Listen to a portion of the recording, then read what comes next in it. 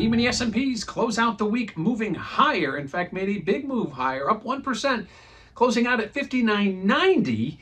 And then going back to yesterday's lows, Thursday's lows were up almost 2%. So it has made a big move starting after yesterday's lows, rallying into the afternoon, and then continuing that rally today, seeing a big close higher to end the week again, closing out at 59.90, up well over 1% on the session.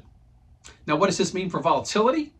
Well, looking at stocks as they rally, we've talked about this before, the volatility indices work inversely against the underlying indices. So ultimately, we saw volatility moving lower to end the week. In fact, it closed on the weekly lows as equities were trading higher off Thursday's low. Again, seeing equities move up 1% and seeing volatility move lower. Lastly, let's talk about what we have next week. It is a calendar event filled with lots of data, including December FOMC minutes and a slew of jobs data highlighted by the non-farm payroll number. And then if we want to market, it's always forward-looking, second week of January, we start seeing fourth quarter earnings in banks. So obviously a lot to look forward to in the month of January as things start to unfold.